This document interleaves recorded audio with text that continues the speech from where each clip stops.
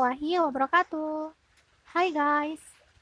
Here I want to share a short story about the wolf and the 7 little kids. But first, let me introduce myself. My name is Fira Magfiran. I am a second semester student majoring in English education at STITMuhammadiyah Berau. I think that's all. And let's start the story. The wolf and the 7 little kids.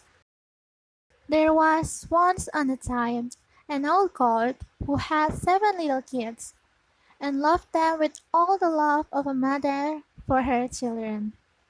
One day she wanted to go into the forest and fetch some food, so she called all 7 to her and said, "Dear children, I have to go into the forest. Be on your guard against the wolf. If he come in, he will devour you all, skin, hair, and all. The witch often disguises himself, but you will know him at once by his rough voice and his black feet." The kids said, "Dear mother, we will take good care of ourselves. You may go away without any anxiety." Then the old one bleated, and went on her way with an easy mind.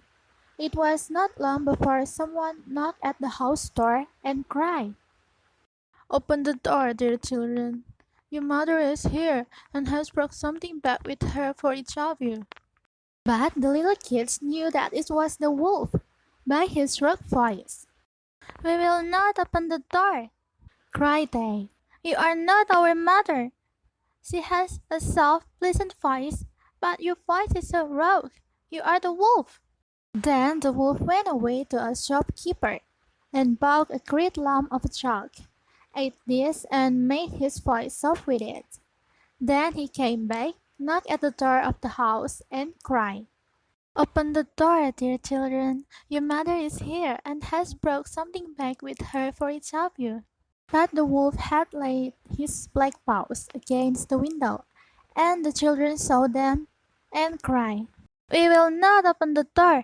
Our mother has not black feet like you. You are the wolf." Then the wolf ran to a baker and said, "I have hurt my feet. Rub some dough over them for me." And when the baker had rubbed his feet over, he ran to the miller and said, "Threw some white meal over my feet for me." The miller thought to himself, "The wolf wants to deceive someone," and refused. But the wolf said, "If you will not to do it, I will devour you." Then the miller was afraid and made his paws white for him. "Yes, sir, man." Now the witch went for the third time to the house door, knocked at it, and said, "Open the door for me, children. Your dear little mother has come home, and has brought every one of you something for the forest with her." The little kids cried, "First show us your paws that we may know if you are our dear little mother." Then he put his paws in through the window, and when the kids saw that they were white, they believed all that he said, and opened the door. But who should come in but the wolf?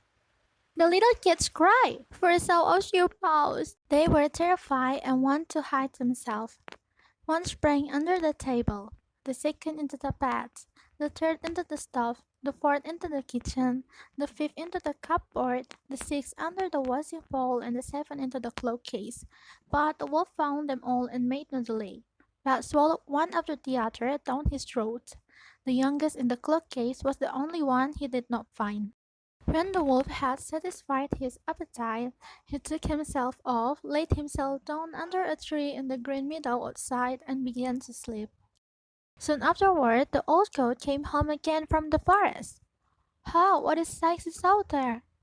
The house door stood wide open, the table, chairs, and the benches were thrown down, the washing bowl lay broken to pieces, and the quilt and pillows were pulled off the bed." She sought her children, but they were nowhere to be found. She called them one after another by name, but no one answered. At last, when she called the youngest, a soft voice cried, "Dear mother, I am in the cloak case." She took the kid out, and it told her that the wolf had come and had eaten all the others. Then you may imagine how she wept over her poor children. At length, in her grief, she went out, and the youngest kid ran with her.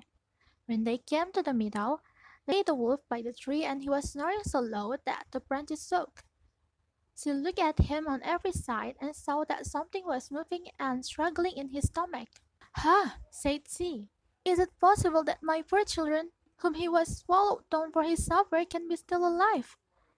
Then the kid had to run home and fetch scissors and a needle and thread, and the goat cut open the monster's stomach. Hardly had she made one cut, then a little kid thrust its head out, and when she had cut farther, all six sprang out one after another, and were all still alive, and suffered no hurt whatever, for in his greediness the monster had swallowed them whole. What rejoicing there was! They embraced their dear mother and jumped like a tailor at his wedding. The mother, however, said, "Now go and look for some big stones. We will fill the weak beast's stomach with them while he is asleep."